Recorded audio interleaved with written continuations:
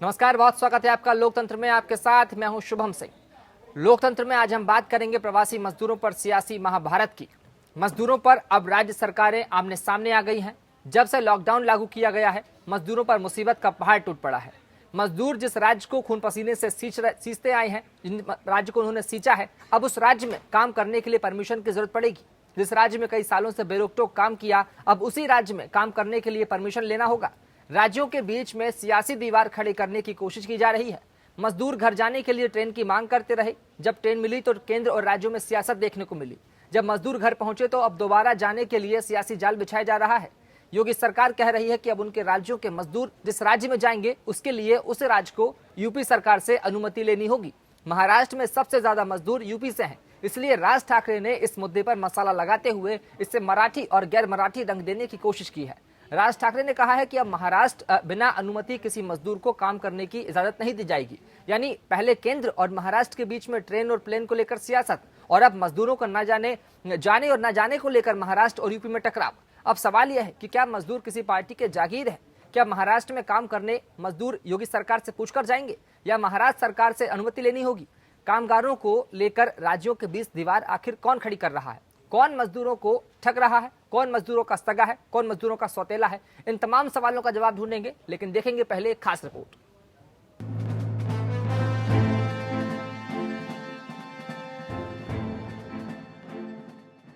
देश में मजदूरों को लेकर एक बार फिर सियासी महाभारत जारी है। मजदूरों को एक बार फिर से सियासी चक्की में पीसने की कोशिश की जा रही है। कोरोना और लॉकडाउन में कामगारों की कमर पहले ही टूट चुकी है और रोजगार को लेकर रार शुरू हो गई है। दाने दाने को मोहताज मजदूर किसी तरह अपने गृह जनपद पहुंच रहे हैं, लेकिन अब सियासी पेच में फंसाने की कोशिश की जा रही है। जिस राज्य को अपने खून पसीने से सींचा था, वो मजदूर अब वहां से पलायन कर चुके हैं। अपने राज्यों में काम की कमी की वजह से प्रवासी मजदूर दूसरे राज्यों में पेट की आग बुझाने के लिए जाते हैं। कोरोना काल बिन मजदूरों के आंसू पोंछने वाला कोई नहीं है।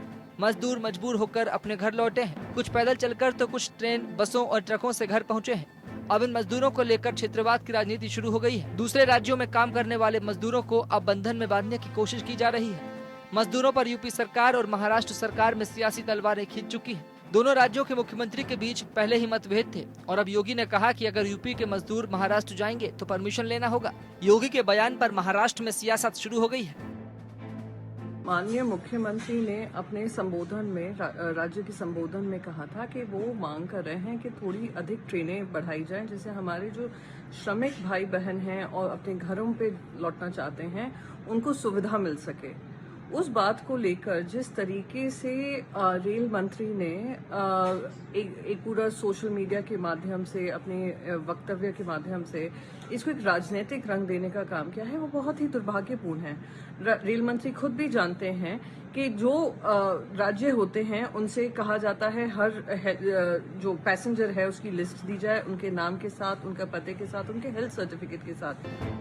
उत्तर प्रदेश के मुख्यमंत्री योगी आदित्यनाथ ने प्रवासी मजदूरों पर दिए गए बयान के बाद राजनीति शुरू हो गई है। देश में यूपी के मजदूरों की घर वापसी और लॉकडाउन में हुई दुर्दशा को देखते हुए योगी सरकार ने कहा है कि किसी भी राज्य को अब यूपी के मजदूरों की सेवा लेने से पहले यूपी सरकार से इसकी अनुमति लेनी होगी। यूपी सरकार के इस फैसले के बाद अब महाराष्ट्र में एक बार फिर मराठी और गैर मराठी राजनीति का दौर शुरू हो गया है। अपने आप को महाराष्ट्र की राजनीति के सिरमौर समझने वाले राज ठाकरे ने मजदूर पर जुबानी जंग छेड़ दी है। MNS चीफ राज ठाकरे ने कहा है कि अगर योगी आदित्यनाथ ने ऐसा नियम बनाया है तो अब हम भी ये कहना चाहते हैं कि किसी भी मजदूर को महाराष्ट्र आने से पहले अब हमारी सरकार, पुलिस और प्रशासन से अनुमति लेनी होगी। ऐसा न करने पर किसी को महाराष्ट्र में एंट्री नहीं मिलेगी।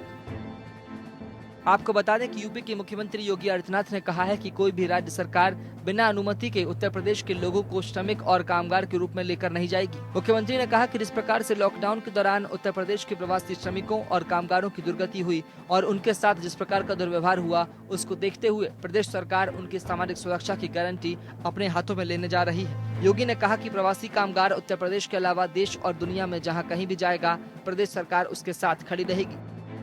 उत्तर प्रदेश के अंदर अपने जितने भी ये मैन पावर हमारी है, इन सब की स्किल मैपिंग के साथ साथ इसके लिए एक कमीशन का गठन करके और व्यापक पैमाने पर रोजगार उन्हें उत्तर प्रदेश के अंदर ही उपलब्ध कराने की कार्रवाई। अब अगर किसी राज्य को मैन पावर चाहिए तो इस मैन पावर को सोशल सिक्योरिटी की गारंटी स्टेट गवर्नमेंट देगी, इसका बीमा कराएगी, इसको हर प्रकार से हम सुरक्षा देंगे, लेकिन साथ साथ राज्य सरकार बिना हमारे परमिशन के हमारे लोगों को लेकर के नहीं जाएगी। योगी सरकार ने प्रवासी मजदूरों को देखते हुए रोजगार की व्यवस्था की है। उत्तर प्रदेश की योगी सरकार श्रमिक कल्याण आयोग बना रही है। योगी सरकार सभी श्रमिकों को प्रदेश में ही रोजगार के साथ साथ सामाजिक सुरक्षा की गारंटी देने की भी तैयारी कर रही है। उत्तर प्रदेश में अन्य प्रदेशों से अब तक 25 लाख कामगार और श्रमिक आ चुके हैं। अब सरकार की योजना सेवायोजन एवं रोजगार कल्याण आयोग के जरिए ही उत्तर प्रदेश और अन्य राज्यों में कामगारों और श्रमिकों को रोजगार दिलाएगी।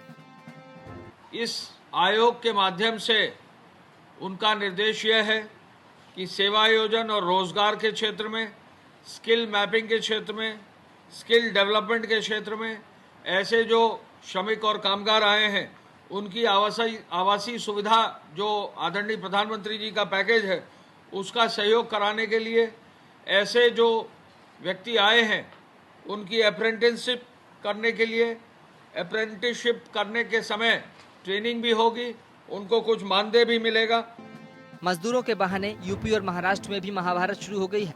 महाराष्ट्र के मुख्यमंत्री उद्धव ठाकरे भी मजदूरों को लेकर सियासी रोटियां सेक रहे हैं। सियासी पिच पर फेल होने के बाद राज ठाकरे के एक बार फिर प्रवासी मजदूरों के बहाने मराठा काट खेलकर सियासी जमीन बनाने में जुट गए हैं। सियासी दल सिर्फ अपने फायदे के लिए मजदूरों को सियासी चक्की में पीसने में जुटे हुए हैं। मजदूरों के लिए राज्यों की सीमा क्यों? मजदूरों को मजदूरी करने के लिए किसी सरकार की इजाजत क्यों? क्या महाराष्ट्र सिर्फ मराठियों के लिए है? जब देश एक है तो राज्य को क्षेत्रवाद में बांटने की सियासत क्यों की जा रही है? क्यों प्रवासी मजदूरों को सियासी पेंच में फंसाने की कोशिश की जा रही है? सियासी फायदे के लिए मजदूरों को क्यों घसीटा जा रहा है? Bureau report, APN। जिस तरह से अब लगातार बढ़ते कोरोना के आंकड़ों के बीच में मजदूरों पर सियासत देखने को मिल रही है। महाराष्ट्र और उत्तर प्रदेश सरकार आमने सामने आ गई है। CM योगी और राज ठाकरे के दोनों के बयानों के बीच बयान सामने आने के बाद में अब मजदूर जो हैं इन सब के बीच में पिसते हुए नजर आएंगे, क्योंकि जिस तरह से मजदूरों पर लेकर बयान दिया गया है कि अगर कोई मजदूर, कोई भी राज्य सरकार उत्तर प्रदेश के मजदूरों को लेकर जाती है तो उस राज्य सरकार को उत्तर प्रदेश की सरकार से अनुमति लेनी होगी। तो वहीं इसकी और एक और बयान सामने आया है राज ठाकरे का। उसमें साफ तौर पर कहा गया है कि अगर कोई मजदूर हमारे राज्य में काम करना चाहता है, महाराष्ट्र में काम करना चाहता है, तो उसे पुलिस प्रशासन से, सरकार से अनुमति लेनी होगी। तो यानी इन सब के बीच में वो मजदूर पिसेगा जिससे 2 वक्त की रोजी रोटी का जुगाड़ करना है, जिसे अपने पेट के अनाज के लिए, 2 वक्त की रोटी के लिए कुछ पैसे कमाने हैं। आज इस विषय पर हम चर्चा करेंगे। लोकतंत्र में हमारे साथ तमाम खास मेहमान जुड़ चुके हैं। मैं सभी का परिचय करा दूं आपसे। हमारे साथ अनीता अग्रवाल जी जुड़ी हैं, बीजेपी की प्रवक्ता है। मैम, बहुत स्वागत है आपका। राजू शेट्टी साहब हमारे साथ जुड़े हैं, स्वाभिमानी क्षेत्रकारी संगठन के अध्यक्ष हैं। सर, बहुत स्वागत है आपका। BS भाटी साहब भी हमारे साथ इस चर्चा में शामिल होंगे, भारतीय मजदूर संघ दिल्ली के पूर्व अध्यक्ष हैं आप। सर, बहुत स्वागत है आपका। और जगदीश खांडेसकर साहब जो कि MNS के प्रवक्ता हैं, वो भी इस चर्चा में हमारे साथ शामिल होंगे। सर, बहुत स्वागत है आपका। सभी मेहमानों का एक बार फिर बहुत स्वागत है। सवाल मेरा सबसे पहले अनीता अग्रवाल जी आपसे है। जिस तरह से योगी सरकार ने ये आदेश दिया है कि अब मजदूरों को अगर कोई सरकार लेकर जाती है तो उसे यूपी सरकार से परमिशन लेनी होगी, अनुमति लेनी होगी, उसका ब्यौरा भी देना होगा, तो क्या मायने हैं इस आदेश के, क्या मायने इस फरमान के? देखिए, सबसे बड़ी बात है, हमारी योगी सरकार ने साफ साफ ये चीज को कहा है कि जो भी हमारे उत्तर प्रदेश के श्रमिक है उनको हम पूरा प्रोत्साहन देंगे, पूरी तरह से उनकी मदद करेंगे। उनके लिए ऐसा कुछ नहीं है। हाँ, ये बात है कि पहले बात तो जहाँ पे श्रमिक लोग थे, मजदूर लोग थे, वहीं पे उनकी देख रेख करनी चाहिए थी, वहीं पे उनको खाना देना चाहिए था, करना चाहिए था उनको। लेकिन वहां से जिस तरह से भगाया जा रहा है, ये चीज बहुत गलत है। अब आप देखिए, बीमारी ऐसी है जो कि वहीं रह के अगर ठीक हो सकती थी। अब जो बाहर आने में आ रहे हैं लोग, उनसे लोगों को और पूरे गांव में, पूरे शहर में होगी। इस वजह से हमारी योगी सरकार ने बोला है कि हम तो पूरी तरीके से उनकी देखभाल करेंगे। लेकिन महाराष्ट्र की जो सरकार बोल रही है कि हम वहाँ से लोगों को भेजें, वहाँ से लोग चले जाएं, यहाँ पे हमारी इजाजत की जरूरत है, ये जो महाराष्ट्र अपनी राजनीति रोटियां सेक रही है वो गलत है। महाराष्ट्र सरकार जब से हमने देखा है कि जब से उसका कांग्रेस से गठबंधन हुआ है, तब से जैसे उनकी बुद्धि ही घूम गई है। उनको यही नहीं मालूम कि हम देश में एक है, हमारी एकता एक है, हम सब एक है। हम किसी राज्य से किसी राज्य में जा सकते हैं, हम कहीं भी मजदूरी का काम कर सकते हैं, हमारे बच्चे कहीं पढ़ सकते हैं, कहीं कुछ कर सकते हैं। लेकिन इस तरह की राजनीतिक रोटियां जो सेकी जा रही हैं, ये बहुत गलत है। योगी सरकार ने तो आज उत्तर प्रदेश से जितने भी प्रवासी मजदूर आए हैं सबकी देख रेख की है, सबको उनके घरों तक पहुंचाया, ट्रेनों में उनको लेने गए, उन ट्रेनों से जब उतरे लोगों को उनके घर तक पहुंचाया। यहाँ तक कि हमारे छात्र भी अगर फंसे थे, उन छात्रों को कोटा से भी लेकर आए हैं। हम लोगों ने उत्तर प्रदेश के हर एक नागरिक का, हर एक मजदूर का, जो भी बाहर रहा प्रवासी है, उसकी पूरी देखरेख की है और पूरी तरीके से उसके लिए कहा है कि हमारे उत्तर प्रदेश की सरकार उनके लिए पूरी तरीके से काम करेगी और उनको पूरा रोजगार भी देगी, उनको महीने का भी देगी, खाने पीने की सारी व्यवस्था करेगी, ऐसी हमारी योगी सरकार ने बोला। ठीक है जगदीश खानेकर साहब, सवाल मेरा अब आपसे है कि आखिर क्या मजदूरों को जिस राज्य में वो लोग काम करने के लिए जाएंगे, जहां 2 वक्त की रोजी रोटी का जुगाड़ करने वहां जाएंगे, जहां 2 वक्त के पैसे कमाने की वहां कोशिश करेंगे, क्या उन्हें वहां नौकरी लेने के लिए भी परमिशन देनी होगी राज्य को, या परमिशन लेनी होगी, उनसे अनुमति लेनी होगी? कितना सही है ये? पहली बात यह है कि अभी जो मैं फोन पे बात कर रहा हूँ, मुझे मालूम नहीं, कोई बीजेपी के प्रवक्ता जी कोई बात कर रहे थे जी। उन्होंने कहा कि हमारे काम जो मजदूर यहाँ पे आए हैं उसकी पूरी व्यवस्था की है, सब कुछ किया है। लेकिन जो अभी मीडिया में जो बात चालू है, आदित्य अपने जो मुख्यमंत्री साहब है योगी जी, उन्होंने क्या स्टेटमेंट दिया था वो मैं आपको बताने की जरूरत नहीं है मजदूरों के बारे में। दूसरी बात, महाराष्ट्र में पूरा भारत बसा हुआ है, तो वो किसी की बोलने की जरूरत नहीं है कि महाराष्ट्र। लेकिन हमारे जो पार्टी के अध्यक्ष है माननीय श्री राज ठाकरे, इन्होंने आज ही नहीं, ये पहले से उन्होंने मांग की है कि महाराष्ट्र में ना कि यूपी से, पूरे भारतवर्ष में से जो भी कामगार आए, जो भी मजदूर आए, उनका एक रिकॉर्ड होना चाहिए, उनका एक हर मतलब जो भी कोई, फॉर एग्जाम्पल अगर गोवंडी, शिवाजीनगर, मानपुर ऐसे अगर एरिया में कोई मजदूर आता है तो वो मजदूर कहाँ से आया है, कितने उसका क्वालिफिकेशन क्या है, उसके ऊपर कोई क्रिमिनल कुछ हिस्ट्री है क्या, ये सब चीज अगर लोकल पॉलिटिशियन में अगर ले तो उसमें कोई बुराई नहीं है। और उसका पूरा रिकॉर्ड अगर गवर्नमेंट के पास होगा, क्योंकि मुंबई ये आर्थिक राजधानी है, तो मुंबई में पूरे भारतवर्ष में से लोग आते हैं, तो ऐसी मुंबई पे क्राइम अगर कंट्रोल करना है, हर चीज अगर कंट्रोल करना है, तो ये सब चीज करनी चाहिए। अगर ये मांग तो हमारे राज ठाकरे साहब की पहले से है, आज नहीं है। और मैं योगी जी का वही समर्थन कर रहा, ठीक है, आप अगर मजदूर लोग भेजने के लिए परमिशन बोल रहे हो तो ठीक है, नो प्रॉब्लम। लेकिन हमारी ये जो मांग है आपसे पहले की है कि यहाँ पे जो भी कुछ कामगार आएंगे, मजदूर आएंगे, जो भी जिले से, जो भी राज्य से आएंगे, वो हमारे ही है, हमारे देश के, लेकिन उनका पूरा रिकॉर्ड हो, हर पॉलिटिशियन में उनका क्रिमिनल रिकॉर्ड हो या कोई मतलब पुलिस क्लियरेंस सर्टिफिकेट हो, उसके मतलब क्राइम कंट्रोल हो जाएगा। जानकारी, खानेकर साहब, आपने जानकारी देने की बात कही कि हमें मजदूरों की जानकारी लेनी होगी, लेकिन क्या मजदूरों को भी आपसे परमिशन लेनी होगी? मेरा सवाल आपसे था कि क्या मजदूरों को परमिशन लेनी होगी, क्योंकि आप कह रहे हैं कि हमें उनका रिकॉर्ड रखेंगे, उनका ब्यौरा रखेंगे, लेकिन मजदूरों को परमिशन लेना कितना मुश्किल होगा वहां नौकरी करने के लिए?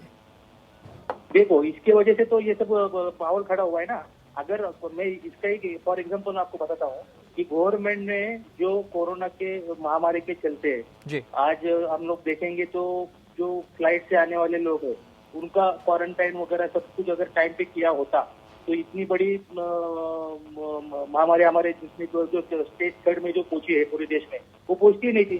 तो यही बात में हम लोग बताने जा रहे हैं कि महाराष्ट्र और मुंबई, महाराष्ट्र में की जो मुंबई है देश की आर्थिक राजधानी है, और उसमें लोग कैसे रह रहे हैं। धारावी जैसा एरिया देखो, गोवंडी, मानपुर, शिवाजीनगर जैसा एरिया देखो, वर्ली में देखो, बहुत से जगह मतलब इतनी कीचड़ हो गया है कि मतलब लोगों को रहने के लिए ठीक से जगह नहीं। तो अगर ठीक ठाक से अगर इसके आगे, कम से कम इसके आगे कोरोना कैसा फैल रहा है आप देख रहे हो कि ज्यादा करके झोपड़पट्टी में के वजह से लोगों की मौत हो रही है, झोपड़पट्टी में तेजी से फैल रहा है। ये क्यों हो रहा है? तो इसमें कोई सिस्टम नाम की चीज नहीं है। इसको सिस्टम बिठाने के लिए हमारे अध्यक्ष साहब माननीय श्री राज ठाकरे पहले से चिल्ला कर बता रहे थे कि ये सब चीज कंट्रोल में पहले से होनी चाहिए, इसको सिस्टम में लाना चाहिए। सिस्टम अगर कोई काम मजदूर को अगर सिस्टम से लेके आएगा यहाँ पे, उसको भी उसका भी क्वालिफाइड होगा कि भाई मेरा पुलिस रिकॉर्ड है, मेरा क्रिमिनल रिकॉर्ड कुछ नहीं है या है भी तो मैं एकदम प्रॉपर डॉक्यूमेंट लेके चल रहा हूँ, मेरे को कोई कंपनी में कोई प्रॉब्लम नहीं है, दिक्कत नहीं है। तो कोई भी आ रहा है, कोई भी जा रहा है, किधर भी कोई भी क्राइम हो रहा है, तो उसके लिए जवाबदार कौन है? ठीक है, उत्तर प्रदेश के मुख्यमंत्री को जवाबदारी नहीं देंगे। जी ठीक है। हमारे साथ चर्चा में एपीएन के एडिटर अजय कौल जी भी मौजूद हैं। बहुत स्वागत है आपका। बीएस भाटी जी, सवाल मेरा आपसे है कि आखिर जब भारतीय मजदूर संघ के आप अध्यक्ष भी रहे हैं और काफी अच्छा अनुभव रहा आपका, मेरा सवाल आपसे यह है कि जिस तरह से मजदूरों के नाम पर अब सियासत हो रही है, एक राज्य बोल रहा है कि मजदूरों को परमिशन लेनी होगी, एक राज्य ये कह रहा है कि अब राज्यों को परमिशन लेनी होगी अगर हमारे राज्य से मजदूर लेकर जाते हैं, तो क्या इसमें मजदूरों के ऊपर सियासत हो रही है? क्या मजदूर ही इस चक्की में पिसते आ रहा है? बीएस भाटी साहब, नमस्कार जी। जी हाँ, देखिए पिछले दिनों हमने पलायन की बड़ी दर्दनाक तस्वीरें देखी। जी पलायन कितना हृदय विदारक हो सकता है ये हमने देखा। ऐसी असमंजस की स्थिति क्यों आई, और देश के महानगरों से या महाराष्ट्र का जैसा इस समय चर्चा चल रही है, वहां से मेहनतकश व्यक्ति जो मजदूर अपने बच्चों के भविष्य बनाने के लिए दिन रात मेहनत करने का संकल्प लेकर जो अपने राज्य से यहाँ पर आए थे महाराष्ट्र में या जी। पूरे देश में गए थे, तो वो इसलिए नहीं गए थे कि वो वहां से इस तरीके से इसको अपना असमर्थता की स्थिति में वहां से आएंगे। तो जो केंद्र सरकार द्वारा राज्यों को जो आदेश दिए गए थे, जो वहां से जो उनको मदद दी गई थी और जो राज्यों को जो अपनी तरफ से करना था अपने स्तर से, वो मदद मजदूरों को नहीं मिली और इसलिए वो वहां से ऐसी असमंजस की स्थिति में उनको वहां से आना पड़ा। और उसमें भी वो इस तरह की नए रोज इस तरीके के बयान जो वहाँ की राज ठाकरे सरकार है, माननीय मुख्यमंत्री जी की, वहाँ पर नए नए बयान देना, उनको वहाँ पर राहत यानी धरातल पर कुछ है, बोलना कुछ है, तो उनके बारे में तो माननीय मुख्यमंत्री जो योगी आदित्यनाथ जी हैं, उन्होंने हो सकता है इस वजह से कहा हो कि भाई ये हमारे उसका स्वाभिमान का सवाल है, इसलिए बोला होगा कि भाई हमसे परमिशन लें या हमसे परमिशन लेकर ले जाएं। अगर वो इस तरीके से उनको धकेल रहे हैं, वहां से भगा रहे हैं, उनका पलायन करा रहे हैं, क्योंकि पलायन कितना हृदय विदारक हो सकता है सिर्फ सन्नाटा और खालीपन के लिए। पलायन मानवीय संवेदनाओं का, पलायन मनुष्य के अस्तित्व का और अंत में यकीनन पलायन मनुष्यता का। तो ऐसी स्थिति में मजदूरों को वहां से पलायन करना पड़ा। राज्य सरकार जो महाराष्ट्र सरकार है वो उनको सुविधाएं नहीं दे सकती, उनकी भोजन की व्यवस्था, उनकी खाने की व्यवस्था, उनके चिकित्सा की व्यवस्था और वहां से भेजने की व्यवस्था भी ठीक से नहीं कर पाई। और ऊपर से वो राजनीतिक बयान उन्होंने देने शुरू किए।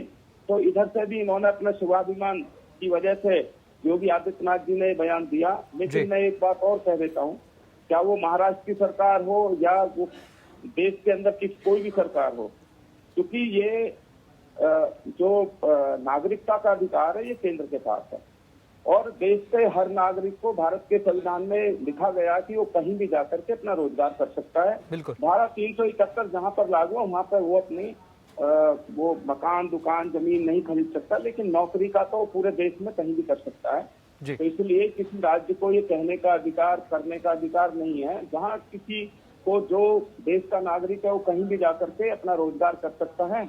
इसलिए हो सकता है आदित्यनाथ जी ने उनसे अपने जो यहाँ के जो मजदूर हैं, यहाँ के जो निवासी थे, उनके स्वाभिमान की वजह से उन्होंने इस तरीके से कहा हो। तो इसलिए मेरा इसमें यही कहना है कि जितनी फजियत महाराष्ट्र में हुई, उनको इसमें बयानबाजी राजनीति से प्रेरित होकर के नहीं देनी चाहिए। माननीय मुख्यमंत्री राज ठाकरे जी ठाकरे जी को ठीक है, और मजदूरों के उनको ख्याल करना चाहिए था, लेकिन वो ख्याल भी नहीं कर पा रहे, ऊपर से बयान दे रहे हैं। तो मैं ये बिल्कुल स्पष्ट कर देता हूँ।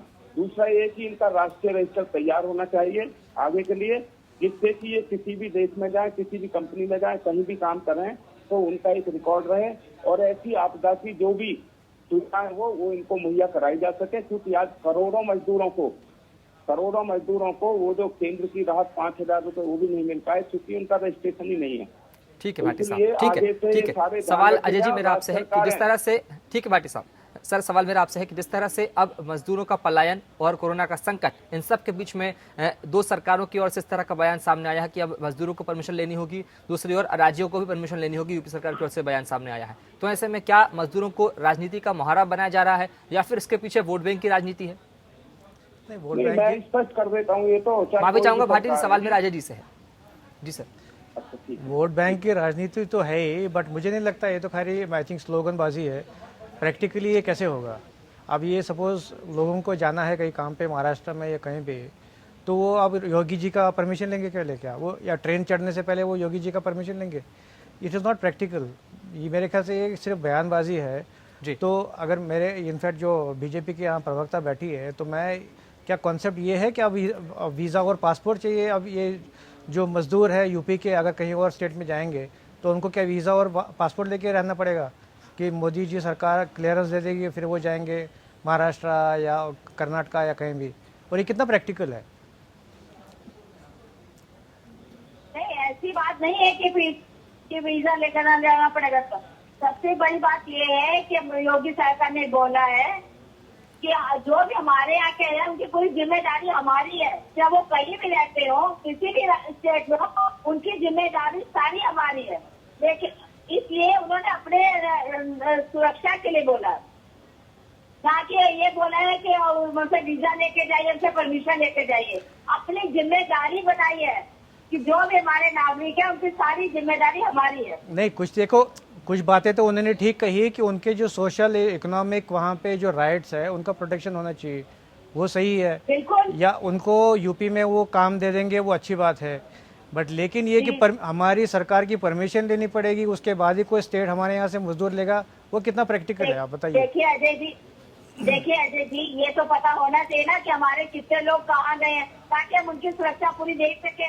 ये केवल एक नॉलेज के लिए, बाकी ऐसा नहीं है कि परमिशन लें और जाएं, या ऐसा नहीं है। एक नॉलेज के हमारे लोग कहाँ पे हैं, हम उनकी पूरी सुरक्षा दे कर सके, तो क्यों अपनी पूरी जिम्मेदारी को लेना चाहते हैं।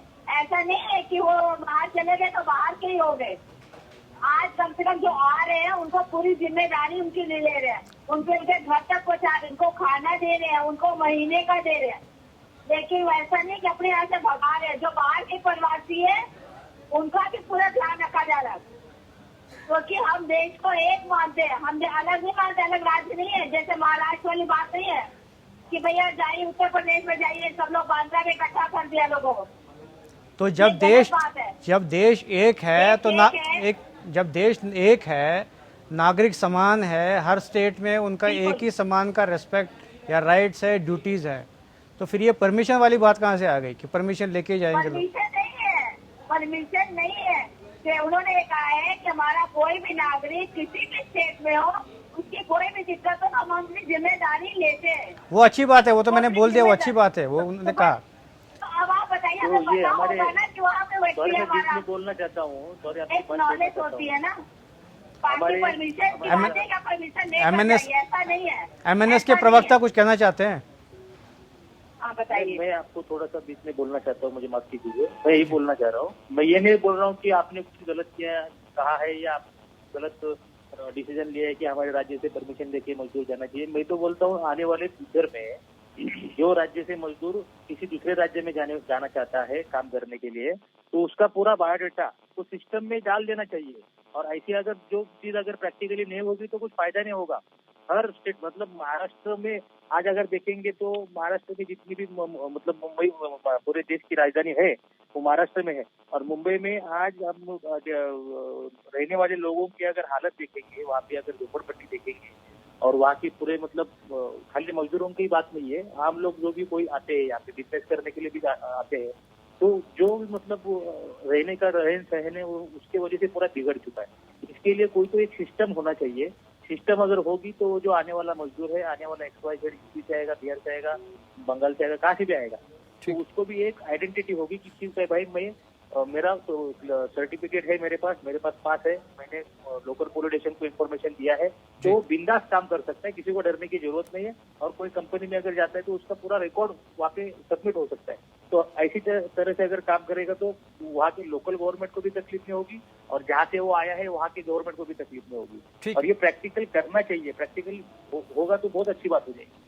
ठीक है खांडेकर साहब, तो जिस तरह से बयान सामने आए हैं, आदेश सामने आए हैं, लेकिन देखने वाली बात होगी कि इन आदेशों की जब धरातल पर सामने की तस्वीर सामने आएगी, प्रैक्टिकली ये कितना फायदेमंद होगा, कितना इसका असर देखने को मिलेगा, ये देखने वाली बात होगी। क्योंकि मजदूरों के ऊपर जिस तरह से बयानबाजियां लगातार होती आ रही है, मजदूर सियासत में सवार हो चुके हैं, क्योंकि जिस तरह से उन पर सियासत हो रही है, जो सियासत चक्की में उपस्थित आ रहे हैं। क्योंकि जिस तरह से जब पलायन हुआ था तब मजदूरों की किसी ने जिम्मेदारी नहीं ली, जब मजदूर अपने अपने राज्यों में पहुंच चुके हैं और अब उन मजदूरों को अपने अपने राज्यों वापस लाने के लिए सरकारें तमाम कोशिशें कर रही हैं, क्योंकि उन्हें अपनी इंडस्ट्री शुरू करनी है, उन्हें अपना जो इकोनॉमी वो आगे बढ़ानी है। तो इन सब के बीच में देखने वाली बात होगी कि ये जो आदेश है ये प्रैक्टिकली कितना कारगर साबित होगा। हम बात कर रहे हैं मजदूरों की हालात की, मजदूरों की दुर्दशा की, जिस तरह से तस्वीरें सामने आ रही हैं और इन सब के बाद में बयान भी सामने आए हैं। सवाल मेरा अनीता अग्रवाल जी आपसे है, जिस तरह से अब आदेश सामने आया है कि मजदूरों को अगर ले जाएंगे कोई राज्य तो उन्हें परमिशन लेनी होगी, लेकिन क्या इन सब के बीच में अब जब देश में कोरोना संकट चल रहा है, मजदूरों का पलायन की तस्वीरें भी सामने आ रही है, तो क्या इस तरह का आदेश देना जरूरी था कि कोई अगर राज्य मजदूरों को ले जाएगा तो उसे परमिशन लेनी होगी?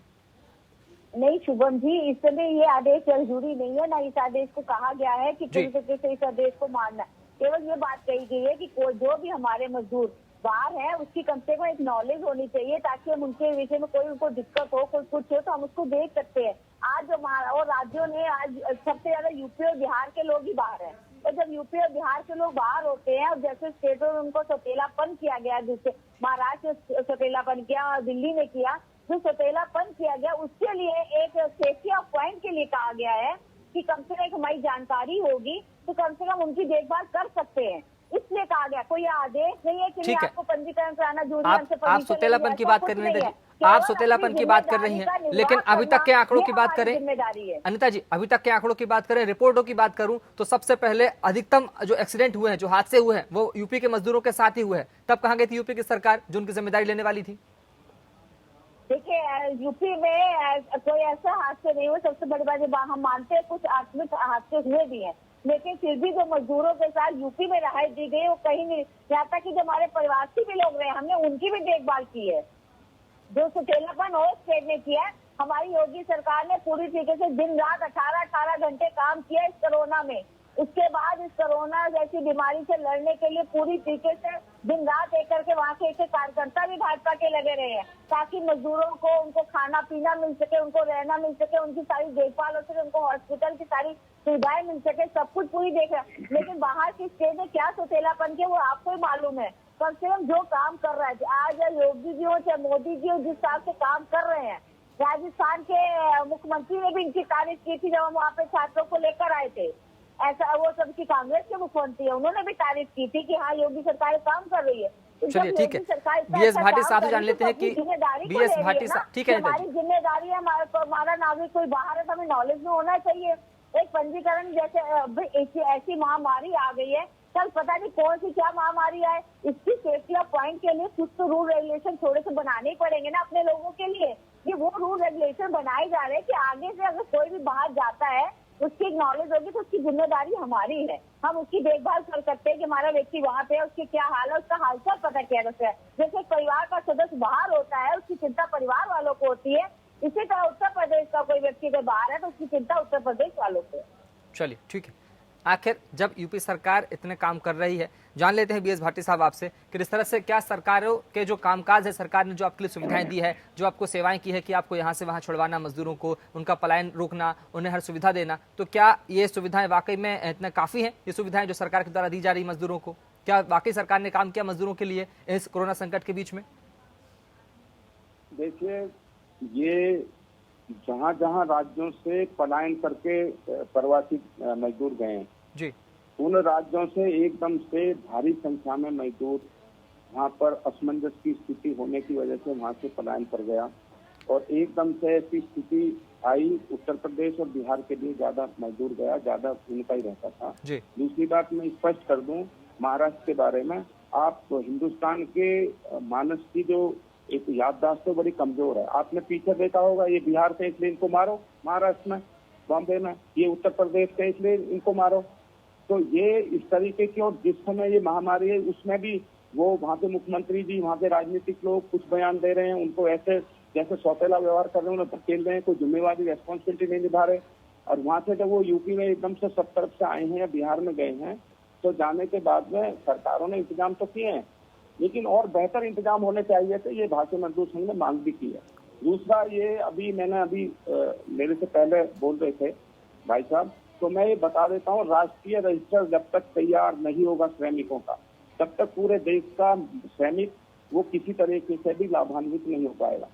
पहले तो ये किया है। दूसरा, मैं पहले कह चुका हूँ कि राष्ट्रीय नागरिकता का जो वो है, जो नागरिकता है, वो पूरे देश की भारत के संविधान में कहीं भी वो मजदूरी कर सकता है। योगी जी ने हो सकता है कि जिस तरीके के महाराष्ट्र में बिहार और यूपी के सैनिकों के साथ हमने भी बहुत बार विरोध किया उसका, कि जैसा व्यवहार होता रहा, तो उससे उन्होंने अपनी संवेदना प्रकट की हो उनके स्वावलंबन के लिए या उनके स्वाभिमान के लिए, अपने जो राज्य के जो मजदूर हैं।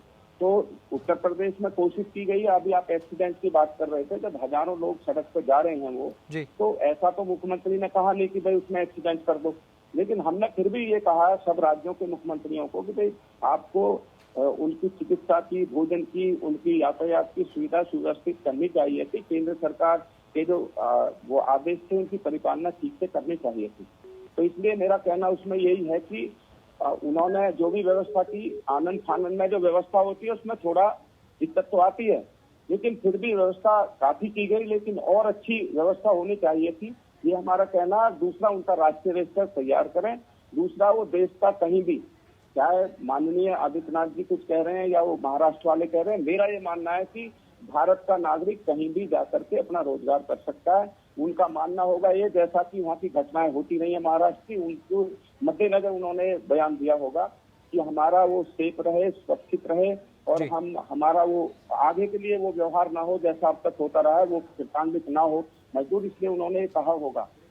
तो मेरा ये कहना है कि इसमें राष्ट्रीय स्तर तैयार हो और मजदूरों को जो वहाँ पर है, पहले तो उनको वहाँ पर ही छोटे छोटे कुटीर उद्योग, लघु उद्योग करके माननीय मुख्यमंत्री जी को, चाहे वो बिहार के हों या उत्तर प्रदेश के, जहाँ ज्यादा सैनिक जहाँ के हैं वो वहाँ पे उनको पुनर्स्थापित करें और उनको काम के अवसर दें, क्योंकि कंपनी और उनके तो स्ट्रक्चर खड़े करने में बहुत समय लगेगा, लेकिन उसके बाद भी अगर कोई बाहर कोई मजदूर नौकरी जाना चाहता है, मजदूरी करने जाना चाहता है, तो उसमें कोई रोक नहीं होनी चाहिए। उसका असला जो सुव्यवस्थित व्यवस्था वो इस राष्ट्रीय रजिस्टर के द्वारा ही हो सकती है।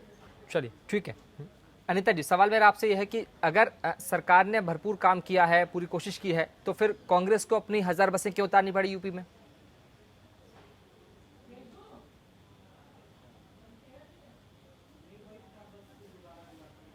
अनिता जी, आप सुन पा रही हैं हमें? हाँ शुभम जी, हाँ क्या कह रही हैं? सवाल मेरा यह है आपसे कि अगर सरकार ने भरपूर प्रयास किया है, भरपूर काम करा है मजदूरों के लिए यूपी सरकार ने, तो फिर यूपी में आखिर कांग्रेस को 1000 बसें क्यों उतारनी पड़ी? शुभम जी, आप भी एक कैसा मजाक कर रहे हैं? ये बताइए, उन्होंने खुद एक लिस्ट दी कि हम आपको 1000 बसें देना चाहते हो। बसों में क्या था? टेम्पो थे, ऑटो थे, उसके बाद ऐसी खराब बसें थी, वो सब लिस्ट पूरी दिखाई गई है। तो कैसी लिस्ट थी? हमने तो नहीं उनसे मांगी थी कि हमें बसें दीजिए। उन्होंने खुद, अगर इतना उनको शौक था तो जो बाहर से लोग फंसे हुए थे तो अपने महाराष्ट्र में क्यों नहीं बसें लगा दी उन्होंने? राजस्थान में, पंजाब में क्यों नहीं लगा दी? वहाँ से क्यों लोगों को पलायन करा दिया वहाँ से? यहाँ तक कि जो पैकेज केंद्र सरकार ने वहाँ के राज्य सरकारों को दिया था कि मजदूरों को खिलाने पिलाने की व्यवस्था करिए, वहाँ पे रहने की व्यवस्था करिए, वो पैकेज तो उन्होंने मजदूरों के साथ किया नहीं। और बाद में ऐसी बात है कि हम बसें भेज रहे हैं, केवल एक राजनीति करना। कांग्रेस जो राजनीति करती है ना, ये सबको मालूम है किस तरह की गंदी राजनीति कर रही है। आज कोरोना में उनको साथ देने की बजाय, सहयोग करने की बजाय वो राजनीति कर रही है। आप खुद सोचिए, आज कम से कम उस समय छात्रों के लिए वो कहाँ थे? क्यों नहीं वहाँ से छात्रों को लेकर आए? आज कहते हैं 1000 बसों को 1000 बसों से लिस्ट मांगी, तो लिस्ट कैसे आई? आप लोग को सबके सामने है, बिल्कुल सरासर सियासत की है। हमने तो उनसे नहीं कहा था मैं आप बसें दीजिए, उन्होंने खुद इस चीज को कहा था और हमने कहा मैं लिस्ट दीजिए। लिस्ट से साफ जाहिर हुआ क्या बसें हैं, क्या टेम्पो है, क्या ऑटो है, क्या एम्बुलेंस है, तो कितनी बसें खराब है, कितनी बसें सही है, ये सब सामने आ गया जनता के। तो इसलिए कम से कम कांग्रेस जो राजनीति करे वो ना करे। अगर सहयोग नहीं कर सकती है तो कम से कम राजनीति ना करे, या तो ऐसी महामारी में वो सहयोग करे, क्योंकि जनता जो है वो सबके लिए एक आम सबके लिए। अगर आज हमारी सरकार है तो हम जब सरकार में नहीं थे तो भी हम जनता के साथ में काम करते थे। जनता के साथ समझौती करनी चाहिए, हर जगह राजनीति नहीं करनी चाहिए। ये एक हर व्यक्ति की जिम्मेदारी है। ये जो आज कोरोना जैसी बीमारी है, हर व्यक्ति की जिम्मेदारी है कि सहयोग करे एक दूसरे का, क्योंकि महामारी है, इसमें राजनीति नहीं होनी चाहिए। वो कोई भी दल हो, राजनीति ना करे, सहयोग करे इस महामारी में। ठीक है। सवाल अजय जी मेरा आपसे है कि जिस तरह से 2 आदेश सामने आए हैं, 2 बयान सामने आए हैं, अब ये आदेश प्रैक्टिकली कितने लागू होंगे, क्या कुछ देखने को मिलेगा? क्योंकि जब ये लागू होंगे किस तरह की तस्वीर सामने आएगी, ये आने वाला वक्त बताएगा। लेकिन लगता नहीं आपको कि क्या जिस तरह से कोरोना संकट के बीच में जब राज्यों को मजदूरों के हित में सोचना चाहिए था, मजदूरों के बारे में सोचना चाहिए था, उन सब के बीच में मजदूरों को इस तरह के आदेश दे दिया जाना कि मजदूरों को अगर काम करना है तो उन्हें परमिशन लेनी होगी, या फिर सरकारों को अगर लेकर जाना है तो उन्हें राज्य सरकारों से परमिशन लेनी होगी, ये कितना सही कितना गलत है सर? राजनीति तो जैसे मैंने पहले भी बोला कि ये मजदूर एक बहुत बड़ा चंक है, बहुत बड़ा वोटर बैंक है, वोट बैंक है जी। तो इसके लिए राजनीति तो होती है, क्योंकि इतना बड़ा वोट बैंक को कोई खोना नहीं चाहता, तो everybody wants to appease them. But दिक्कत ये है, जैसे योगी गवर्नमेंट ने बोला है कि जैसे माइग्रेंट वर्कर्स जाएंगे तो उनका हम वो देख रेख करेंगे, उनका सोशल इकोनॉमिक वगैरह राइट जो है उनको प्रोटेक्ट करना है, वो ठीक है। इनफैक्ट जो उन्होंने कमीशन बनाया है वो भी अच्छा है कि they will enlist and all that. But issue है कि अगर परमिशन लेना है तो कौन मजदूर, वो मेरे ख्याल से प्रैक्टिकल नहीं है। अब वो कहाँ अब सरकारी दफ्तरों के चक्कर मारते रहेंगे, और इतना कहाँ कोई ट्रेन चढ़ के सीधा मुंबई पहुंच गया, कोई कर्नाटका पहुंच गया, कहीं चेन्नई पहुंच गया जी। वो कहाँ वो परमिशन ढूंढता रहेगा कि मैं अब सरकारी दफ्तर के चक्कर मारूंगा और परमिशन लेके जाऊंगा। इसलिए मुझे लगता है वो एक प्रैक्टिकल चीज़ नहीं है। बट बाकी जो कमीशन बनाया है उनको मे बी वो एक्चुअली अच्छी बात है कि अगर उनके यूपी में ही उनको अगर काम काज मिल जाए वो अच्छा है। उनको अगर वहीं पे घर में ही काम मिल जाए और उसको एक्सप्लोर किया जाएगा, उनको जैसे कमीशन का जो मैंडेट है वो अच्छी बात है, those things are good. But राजनीति तो होती है, राजनीति से राजनीतिक पार्टीज़ हैं, वोट इलेक्शन सबको लड़ना है जी। तो इसलिए एक बड़ा वोट बैंक है ये मज़दूर, एंड इसलिए तो ये अपीजमेंट सारे ट्राई करते हैं कि हम ही इस वोट बैंक को कैप्चर करें। जी, क्योंकि जिस तरह से अनीता जी, सवाल मेरा आपसे है कि जिस तरह से जो मजदूर पलायन करके गए हैं उनमें अधिकतर मजदूर जो हैं दलित वर्ग के हैं, जहां तक माना जाता है, रिपोर्ट ये कहती है। तो क्या जिस तरह से मायावती ने भी बयान दिया है कि कांग्रेस के ऊपर हमलावर हुई है, तो क्या लगता है आपको कि कांग्रेस अभी अपनी उत्तर प्रदेश में जो सियासी जमीन है वो ढूंढने की कोशिश कर रही है?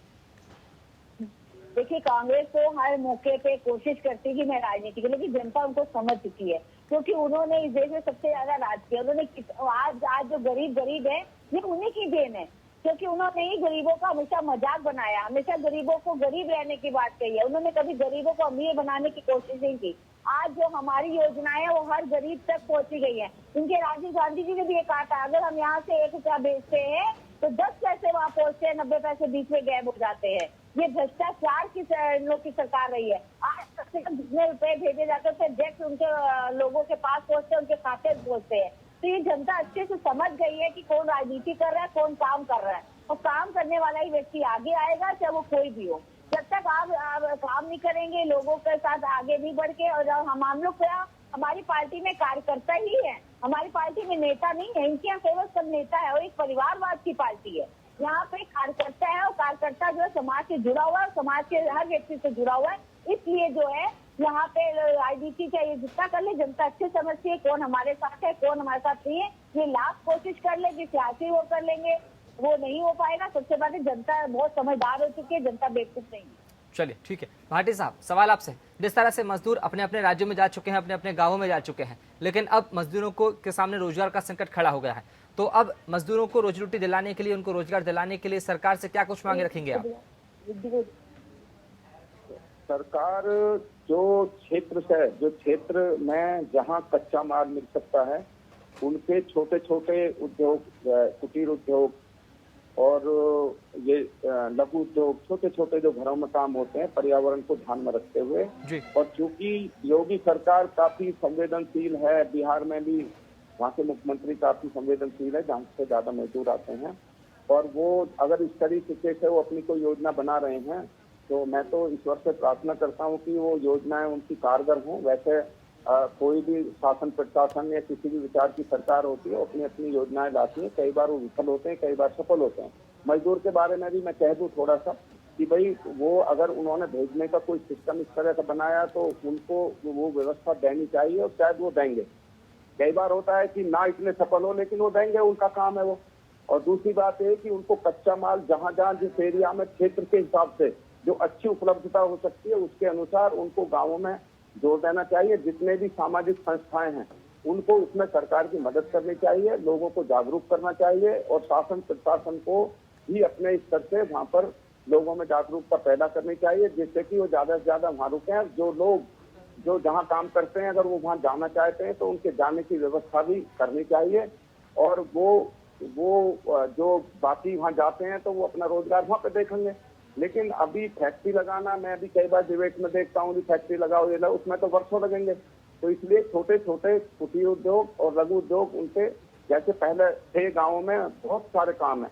40-45 योजनाएं तो अभी संघ के परिकल्प चला रहे हैं, और वो उनको ट्रेनिंग भी दे रहे हैं, छोटे छोटे जो काम है।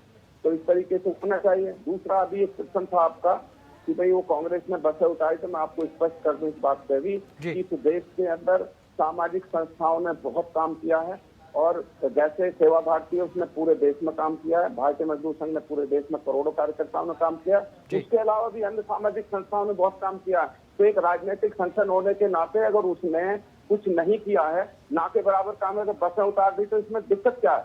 वो उसका अपना मानस है। तो इसमें किसी मुख्यमंत्री ने तो कहा नहीं। तो इसलिए अगर उसने बस उतारी, इस पर प्रश्न नहीं खड़े होने चाहिए, उतार दी, ठीक है, क्योंकि सबने अपने अपने स्तर से, लोगों ने पर्सनल स्तर से भी लाखों रुपए खर्च किए हैं, तो इस पर कोई नहीं होना चाहिए। तो लास्ट में जो आपका प्रश्न था, मैं यही कह रहा हूँ कि क्षेत्र से क्षेत्र के हिसाब से जो वहाँ पर उपलब्धता कच्चे मालों की जहाँ जहाँ जिस क्षेत्र में हो सकती है, शासन प्रशासन वहाँ पर जागरूक करे लोगों को। वहाँ के जो प्रधान हैं, वहाँ के सरपंच हैं, वहाँ के जो बीडीसी मेंबर हैं, वहाँ के जो जिला परिषद मेंबर हैं और जो सामाजिक संस्थाएं हमारे संघ के भी बहुत प्रकल्प हैं, वो सब मिलकर के वहाँ पर उन लोगों की मदद करें और ज्यादातर को वहाँ पर ही वो पुनर्स्थापित करें, यही मेरा कहना। भाटी जी मैं अजय बोल रहा हूँ।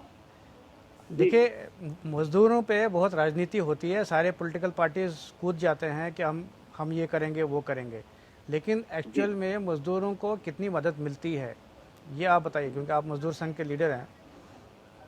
ये मैं स्पष्ट कर दूं आपको ये भी कि चाहे सरकार किसी भी विचार की हो, कैसे सत्ता हासिल की जाती है और कैसे उस पर काबिज रहा जा सकता है, ये चाहे हम किसी भी मत के हैं, किसी भी विचार के हैं, ये आप भी जानते हैं, मैं भी जानता हूँ। तो वो होता ही है, लोकतंत्र है भारतवर्ष में, तो यहाँ पर वो सब चलता है। और अभी भी इसमें भी लोग बहुत राजनीति कर रहे हैं राज्यों में। ये राजनीति छोड़ के सबको इस समय इस महामारी के, ये जो महामारी आई है देश में, पूरे विश्व में आई है, हमें इसमें अपने देश को कैसे इससे उभारा जा सकता है, इसके जनमानस को कैसे उससे बचाया जा सकता है, हमें इस पर काम करना चाहिए। और आगे चल के हमें अभी वर्षों लगेंगे इससे उभरने में, तो हम सबको मिलकर के इस पर काम करना चाहिए। इधर उधर की राजनीति हमें नहीं करनी चाहिए। क्योंकि मैं तो देखता हूँ कि जो मजदूर अभी आजकल एक फुटबॉल बन चुका है, पॉलिटिकल फुटबॉल, जो एक पार्टी एक बोलते ये करता है, वो एक दूसरी पार्टी एक और किक मारती है, तो पॉलिटिकल फुटबॉल बन चुके हैं ये मजदूर। आप क्या कहते हैं? सर जी, मैं एक बात करना चाहता हूँ। आप अगर फुटबॉल, ठीक है, हमको फुटबॉल खेलने की कोई शौक नहीं है। हाँ जी, अगर मैं गलत ना हूँ तो कुछ दिनों पहले मैंने एक न्यूज सुना था कि योगी जी अपने उत्तर प्रदेश में बहुत सारी कंपनियों को इन्वाइट कर रहे हैं, ठीक है। अगर ये बात सही है तो मुझे भी खुशी होगी कि अपने जो भी यूपी और बिहार के जो मजदूर भाई है, उनको भी अपने फैमिली के साथ में रह के अपना रोजगार कर सकते हैं, उनका पेट पाल सकते हैं। और अच्छी बात है कि दूसरे राज्य में जाने की जरूरत नहीं है, तो ये उनका हम स्वागत करते हैं ये चीज़ का। और ये चीज़ तो हमारे साथ में भी राज ठाकरे ने भी प्रोजेक्ट बोली थी कि अपने उत्तर प्रदेश और बिहार के जितने भी नेता लोग हैं, उन्होंने एफर्ट करने चाहिए बाहर के फॉरेन कंट्रीज में, तो या अगर भी कोई जो भी बिजनेस है या कंपनियां हैं वो उधर उनके लोकल लेवल पे आ जाए और वहाँ के लोकल लोगों को रोजगार मिले। तो ऐसा अगर उन्होंने अगर प्रयास किया तो अभिनंदन की बात होगी, अच्छी बात है, उनको बाहर जाने की जरूरत ना पड़े। ठीक है खांडेकर साहब, सवाल आपसे है कि अगर मजदूर आपके राज्य में आने से पहले अनुमति लेनी पड़ेगी, जिस तरह से आपने कहा है, अगर वो अनुमति ना ले या उसे अनुमति किसी कारणवश ना मिल पाए, तो ऐसे में कैसे आप अपने राज्य में अर्थव्यवस्था को चालू कर पाएंगे, कैसे इंडस्ट्रीज को खोल पाएंगे, कैसे फैक्ट्री में मजदूर काम कर पाएंगे? क्या महाराष्ट्र में इतने मजदूर हैं कि अगर दूसरे राज्य से वहां पर मजदूर ना आए और अनुमति ना ले तो वहां महाराष्ट्र की फैक्ट्री चल पड़े?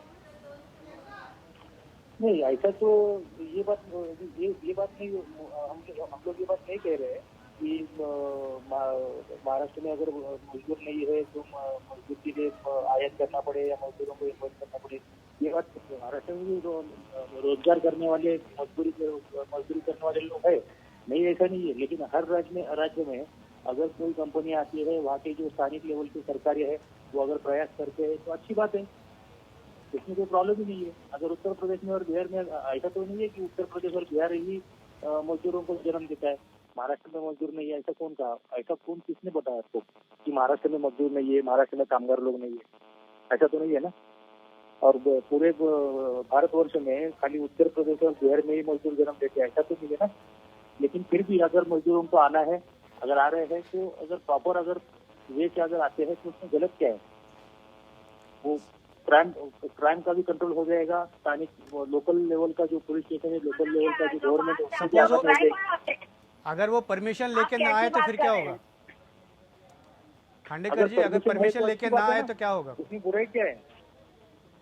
उसमें बुराई की कोई बुराई है ही नहीं ना। अगर मुझे अगर उत्तर प्रदेश, अगर मैं महाराष्ट्र, बुराई नहीं है खांडेकर जी, थोड़ा अगर रोजगार करना है या कुछ बिजनेस करना है, अगर मैं मेरे यहाँ की लोकल लेवल के कोई लोक प्रतिनिधि हो या कोई हमारे जो कलेक्टर हो, कलेक्टर को बोल के वहाँ पे मेरे नाम की एंट्री करवा के मुझे अगर बोला जाए कि मैं अगर चाहता तो उत्तर प्रदेश या बिहार में किसी तालुका में या किसी जिले में आके मुझे रोजगार करना है या बिजनेस करना है या नौकरी कुछ भी करना है इस वजह अगर मैं मेरा पूरा अगर फॉलो कर सिस्टम का अगर रूल फॉलो करके अगर वापस जाता हूँ तो किसी की मजा लें मेरे ऊपर हाथ उठाने की या मुझे मेरे ऊपर दादागिरी करने की या मुझे कोई तकलीफ देने की, ऐसा है ना।